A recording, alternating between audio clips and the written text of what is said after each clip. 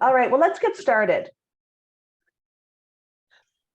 Today's discussion, I've called Eyes on Your Own Mat, and it was inspired by our friend Tina, who wanted to talk about what strategies or ideas or philosophies might help to encourage ourselves or our students to keep their eyes on their own mat and hopefully reduce the human tendency to judge and compare and analyze and compete in our yoga classes.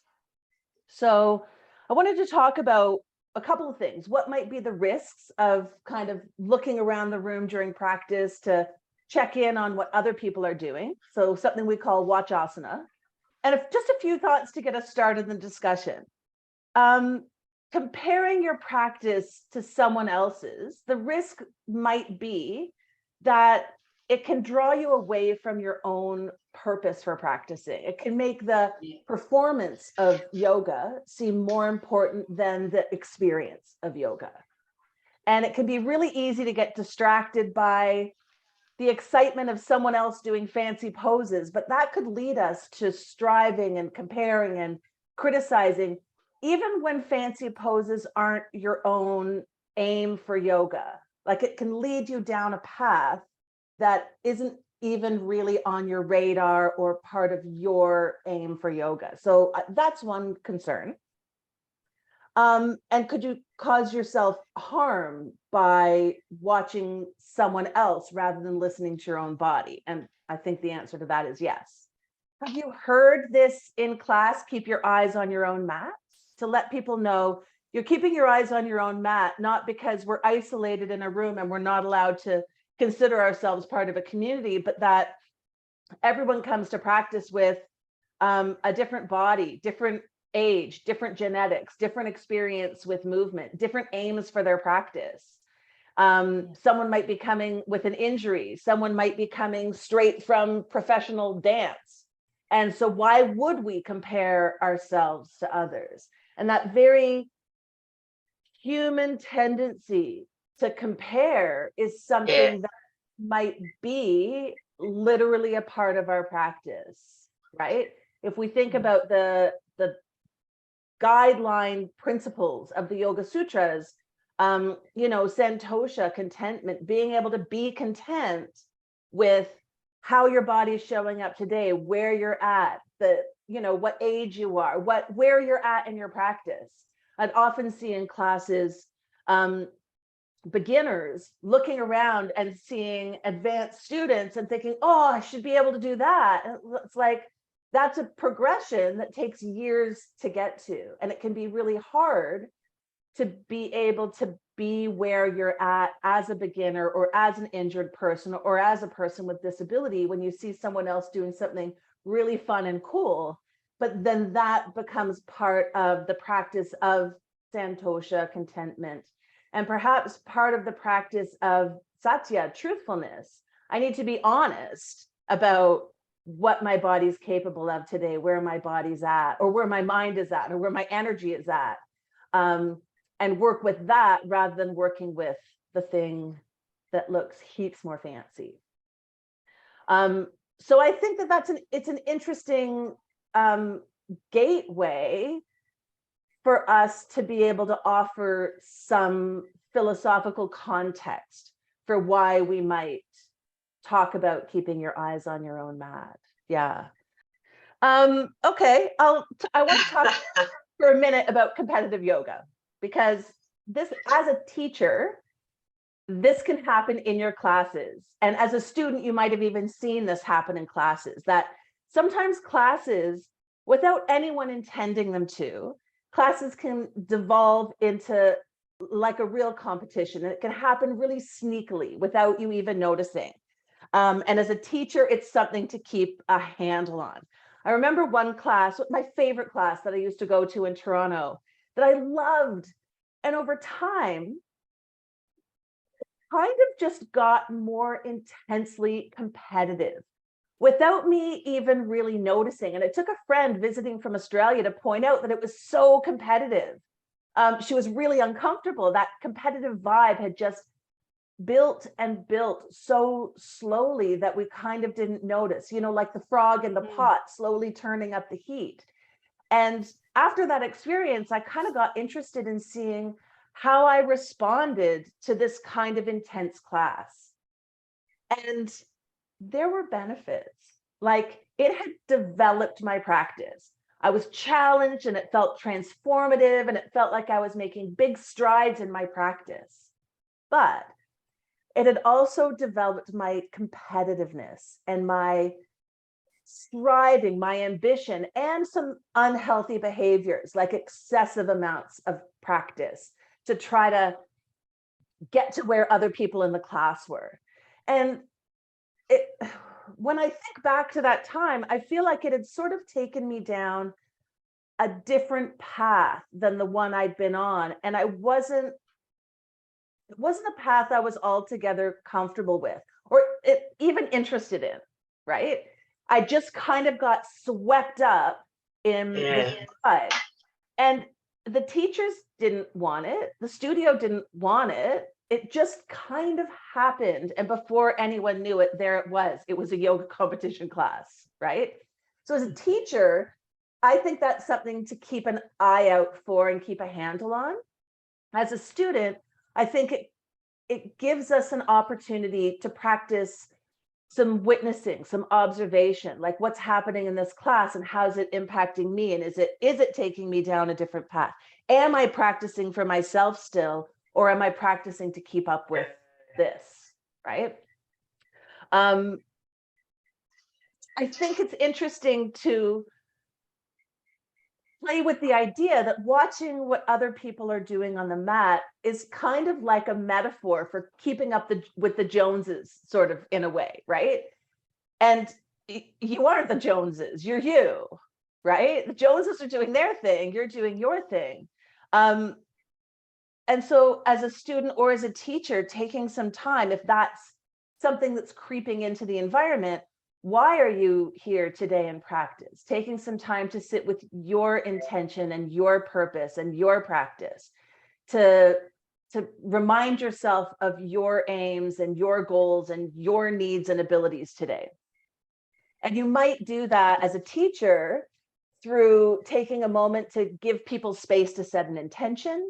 You might use something like the aims cards.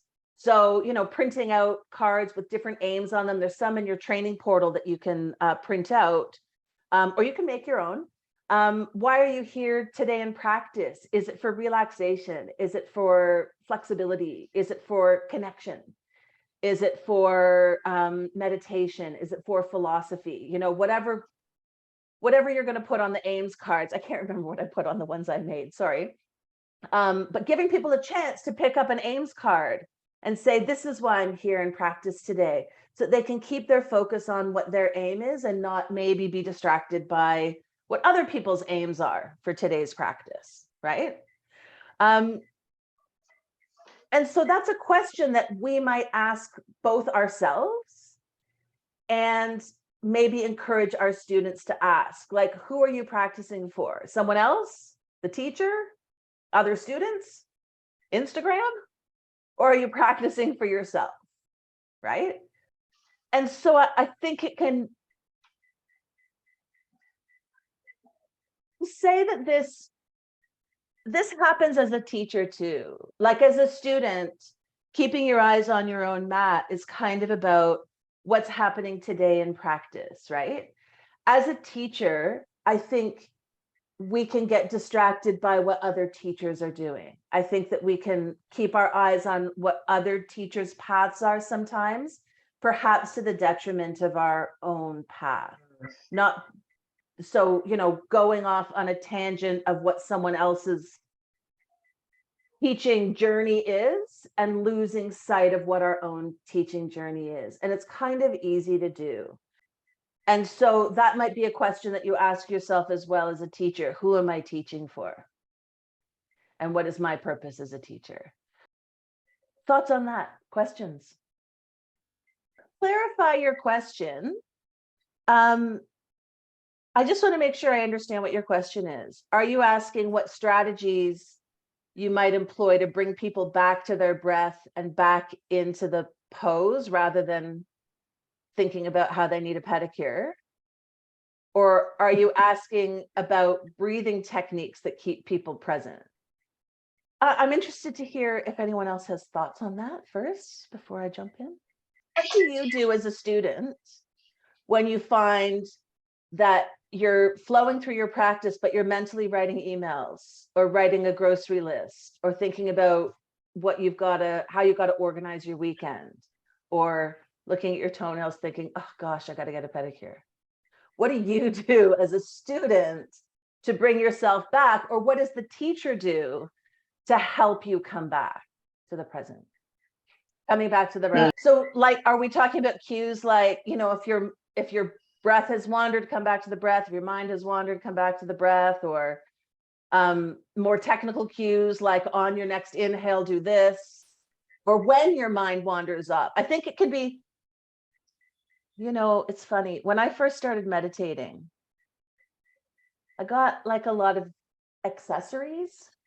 I accessorized for meditation. I got like a special, really cool cushion, and I set aside this space in my house. And I got like, back then we had these things we called power beads, and they came all in different colors that like meant different things. And I had like a whole row of them. And I sat down to meditate and I closed my eyes, like everything's just so, and then I just like thought in the dark for a few minutes until I gave up. Like, none of these accessories made me meditate.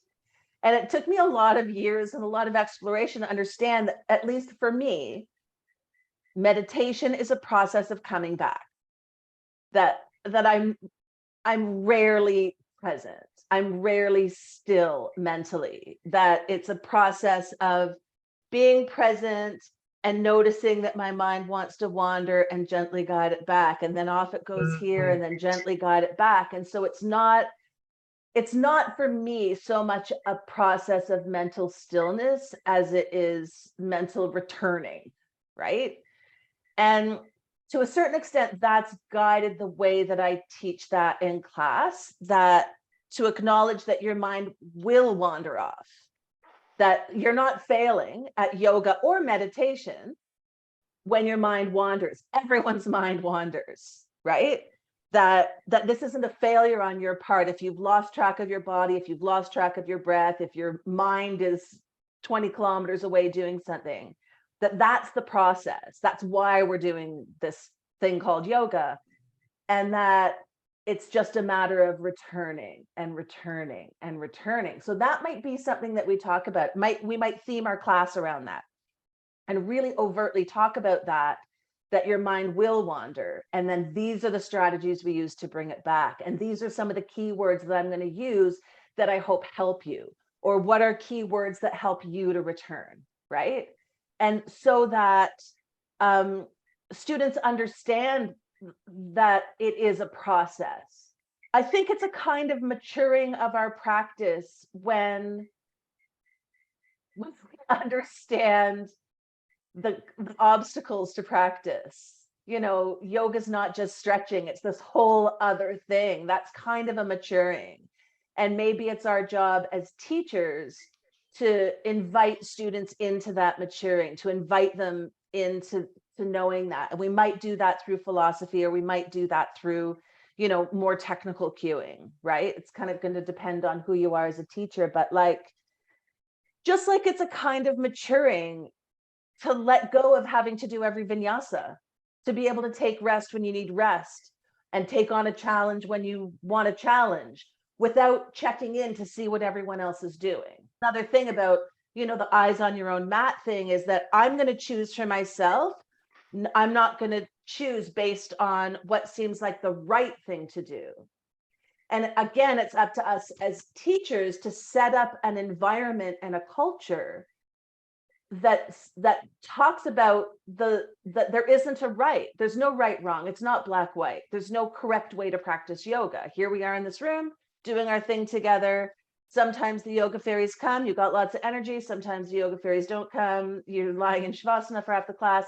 That's still yoga. That's not a failure. That's a maturing of your practice to be working with what you've got today. And sometimes that's physically you're working differently. Sometimes it's mentally you're working differently. You know, have you ever shown up to class and your brain is just like, nah, I'm not going to be present today. And that's that. But you still practice, right? And maybe you enjoy a few sweet moments of present momentness amidst the chaos, right? That's, to me, a kind of maturing, that I don't have to have expectations that my practice always is going to look a certain way, always going to feel a certain way, or is going to match what other people in the room are doing. So to learn to make choices for you and not anyone else's expectations of you, or your idea of people's expectations of you, or even your own inner judgy expectations, right? For those of you who are already teaching, you might have had students approach you at some point in class. Oh, I'm really sorry. I can't, do this today because I'm so tired. Like, I don't know why you're apologizing. That's the yoga, is to go, I'm feeling really tired today. I need to treat myself more gently, or I need to focus on building my energy and not using so much of it, or whatever. And I think that that's kind of a continuing conversation we can have with our students. Yeah. And I think it can be useful, again, to remember that it is a process of maturing for students to go from going to yoga because it's this thing that I have in a box, that this is what yoga is, and to be able to understand yoga is a place for me to get to know myself and explore myself and challenge myself and rest with myself, be present with myself, right? That's something that comes with time, and everyone's time frame for that is different. Does that make sense? And whilst we can encourage that, we can't make it happen. For those of you who are already teaching, you've got a student in class and they clearly just need to be more gentle with themselves and choose more supported versions of poses, or less complex versions of poses, or take a rest instead of taking anything else. You're looking at them, you're like, I don't know what you're doing. And they're there sweating, veins popping out, trying the most intensive version of a pose. You're like, do you like this? Is this nice? Why are you doing this? But as long as they're safe, that's their process. And we can encourage and offer insights and share philosophy and demonstrate in our own demonstrations using those different versions. But that's maybe just their process. That might be the way that they've approached everything in life. And that might have led to success for them. That's a successful strategy, is to keep pushing and striving, right? It might take them years to come to a place where they're like, oh, wait a minute, this is a place where I don't have to strive, where I don't have to be the best in the room, where I can literally keep my eyes on my own mat and practice for me. That might take years. It might never happen. That's kind of not your business, though. Your business is, keeping them safe and offering them the pathways and inviting them down perhaps that different pathway. What's interesting about this, if you're teaching, is that the rhythms of your classes can be so vastly different in this area if you teach in different places or at different times of the day. Your 6 a.m. class has a very different vibe, different people, different aims, different ways of approaching the practice than your 10 a.m. class, than your 5:30 p.m. straight out of the workplace class, than your 7 p.m. class. You can see that well, obviously not everyone's the same in every class. Like, there can be a general vibe to classes in different locations and at different times, where people are coming with their own intention, but also there's like, either that's just the pattern for those people who want to practice at 6 a.m. or they're picking up that vibe from each other. And I think it's interesting to observe that. The other thing I want to talk about is can we go too far with the eyes on your own mat message? And my answer to that is yes. And I'll give you an example. I remember going to a class years ago. It was such a bad class for so many reasons. I have several stories about this class, but this story is that when I arrived at the studio, there were 2 different stickers on the front door of the studio that said, keep your eyes on your own mat. And right at the front door, 2, like one was not enough. And it set up this really harsh vibe for me. Like, I was teaching a lot in those days. This was a rare opportunity for me to go to a class that was just for me, and just for me to be part of a community rather than kind of the leader of the community. And I just felt like we're coming together to practice in community. And I felt like this insistence that my eyes should never wander from my mat, really, I felt like was limiting my options for friendliness and connection, which was something I was kind of looking for at the time. Like, sure, don't compare yourself to others. Yeah. But like, also, we can actually, it's a nice experience to be in a room full of people and to make eye contact, right? And from the perspective of our practice, we can learn a lot by watching how others approach their practice, right? Seeing how someone else sets up their props in a unique way, or makes room for boobs and bellies, or uniquely adjusts their feet in Warrior One. These are all nuances that the teacher might cue today, but we can't cue everything for every pose, right? And sometimes it's our students who are teaching each other those nuances and customizations and personalizations and refinements. They're picking those things up from each other, looking over and going, oh, I didn't think about, I could roll my mat like that. And it could, True. We are social creatures, and we learn from each other, and we mirror each other all the time. We match each other's speech and gestures and habits all the time. That's the nature of being like a herd animal. That's how I think of humans. Do we need to completely eliminate this natural instinct in a yoga class? Right? So that kind of leads me to ask, are there benefits to observing others in practice? I mean, yeah, I've spent years exploring the potential harms of watching what other people are doing.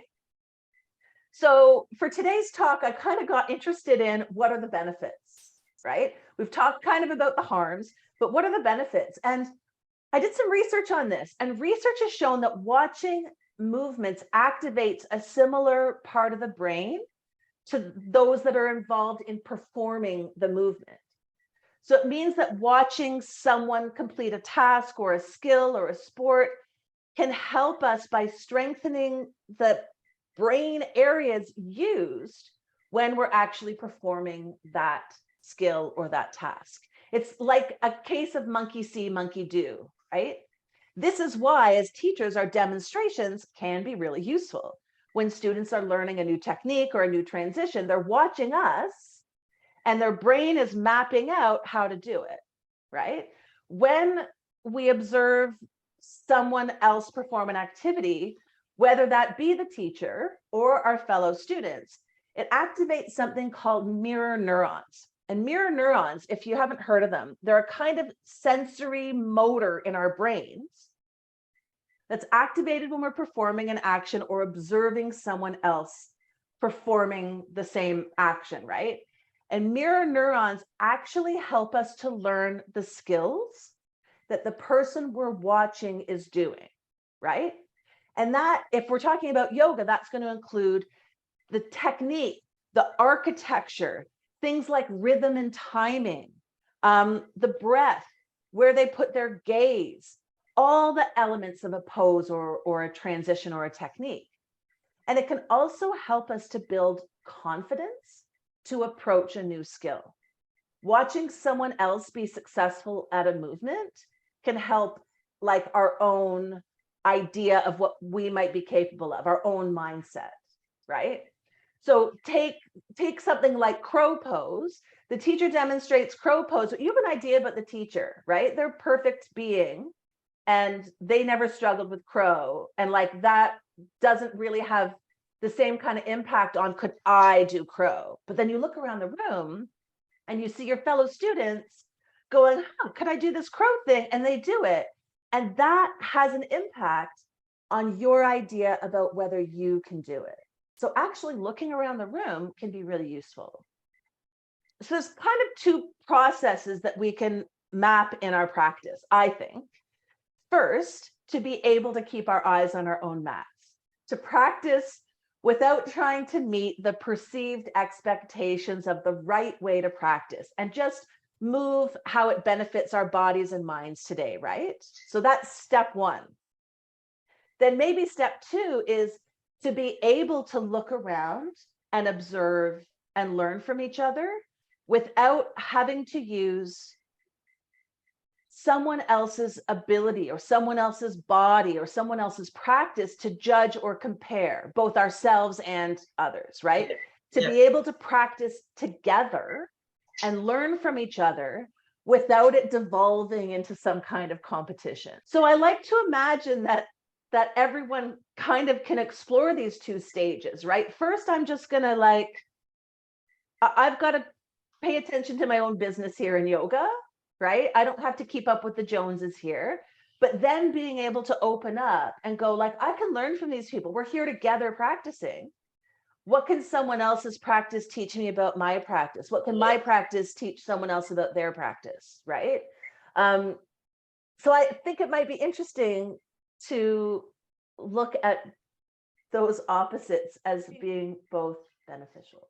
As a teacher, that's great modeling, that when we accept what's happening now in class, it models to our students to accept what's happening now in class, right?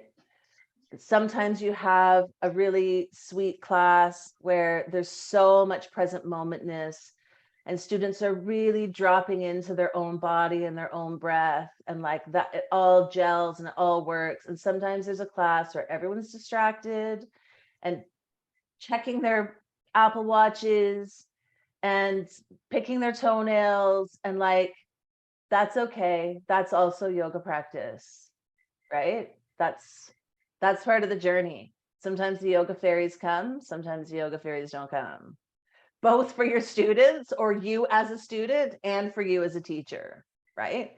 And when we can let go of the judgment or the preference of that, we can be present with what's happening now.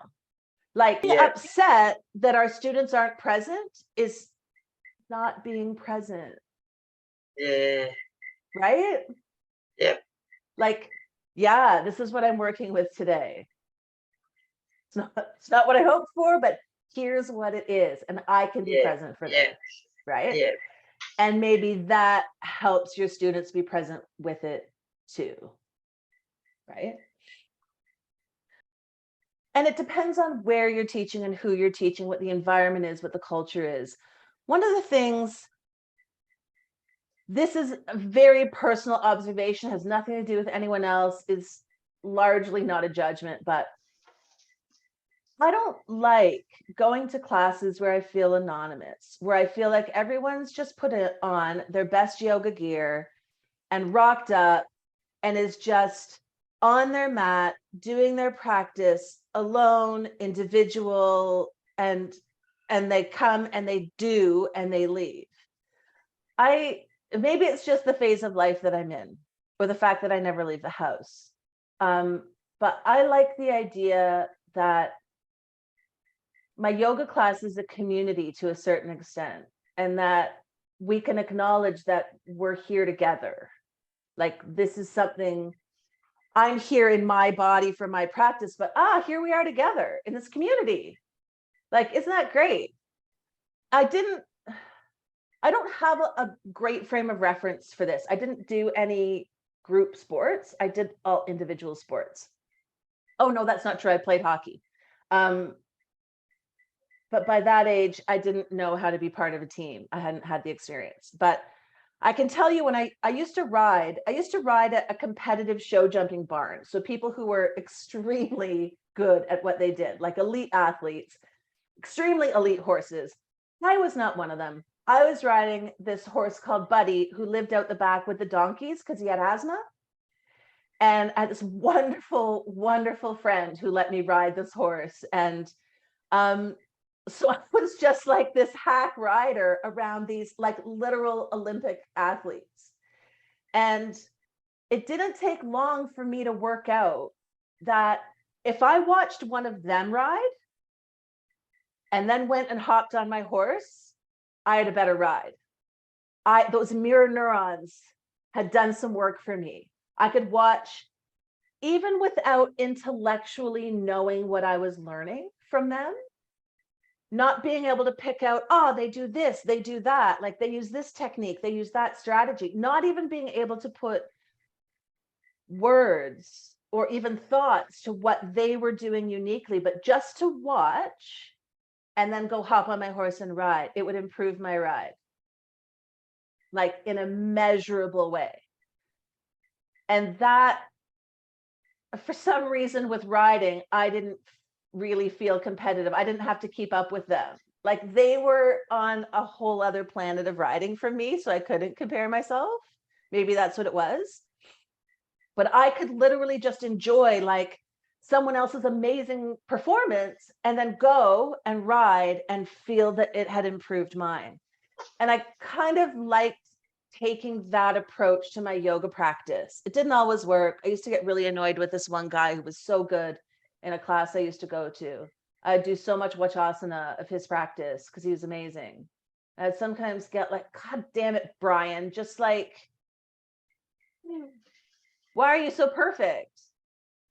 But watching his practice developed my practice. If I could navigate my own tendency to judge, criticize, analyze, right? And that was part of my yoga practice, to be able to learn from, what's his name, Brian? Whatever his name was. Learn from him without letting it devolve into this whole other thing. That was, 10, 15 years into a yoga practice. That was a more maturing stage of my practice. That wasn't how it was when I was a beginner, where I just looked around and tried to be the best one in the room. Because that's human nature. I think that there's a way that we can encourage students to have that kind of community in class that doesn't devolve into competitiveness. You've ever been the person in the room that the teachers may demonstrate something, which is fine, but that can sometimes become, now it was often me because I just have a body. Now I feel like I'm having to perform yoga for other people, and now people are all watching me practice, and my practice is no longer my own, right? So I think we have to carefully negotiate those kinds of strategies to ensure, going back to earlier, something that's important to me is that my students get to have an experience of yoga. They're not just coming to perform yoga. They're not just coming to do yoga. They're coming to have a depth of experience. And that, so if you're practicing yoga, I think maybe this gives you some insight into, what's happening for you on the mat as a student and what might be happening for others, and how you might set up your aims and intentions for your own practice that supports what you're looking for right now. As a teacher, maybe thinking about, how am I going to balance the individual needs and individual aims and goals and intentions with being part of a community and learning from community, right? How do I balance those factors and not let my class devolve into a crazy yoga competition like our class did? Yeah. Thoughts on that? How might you do that? So you could theme around it. Yeah. Right? You could set up some themes that speak to this. You could, again, use the Ames cards or Yama and Niyama cards, or have people, write down, what's my intention for today? If you don't mind carrying rocks around, you can have a bunch of rocks painted with different either words or pictures that give people an intention to work with today. There's lots of ways you can open a class that invites people into being able to focus on their intention, right? And you could also theme your class around community and how nice it is to practice together, and how nice it is. One of the things I hear a lot from students who have a lot more experience practicing alone, maybe people who live remotely or people who do a lot of online yoga, when they come into a room, whether it be a virtual room or a physical room together, how amazing it is to see all the other bodies in movement and see how uniquely everyone else moves, right? We can get an idea from watching yoga videos and Instagram that everyone's body looks the same and moves the same and adapts to poses the same. But when you're in a real room with real humans, you see so much beautiful variation. And that could be something that you invite into your class to celebrate the uniqueness of each body and the uniqueness of each practice, right? So there's a lot of ways that you can use theming around that you can use philosophy, and that you can talk openly about our tendency to judge and compare and analyze and have expectations, or to impose. Your students, as a teacher, your students will impose expectations on you that you don't have, like I mentioned, the students who apologize for not being able to do something today. Like, I didn't expect you to. I have no skin in the game whether you do this pose or that pose. Like that, I have no preference. My preference is you practice for you with how your body mind is showing up today. And so that, repeating that kind of message, you'll probably say it differently and better than I just did, but repeating that kind of message, that there's no standard you have to live up to for your practice, that the teacher doesn't have an expectation of you performing in any particular way.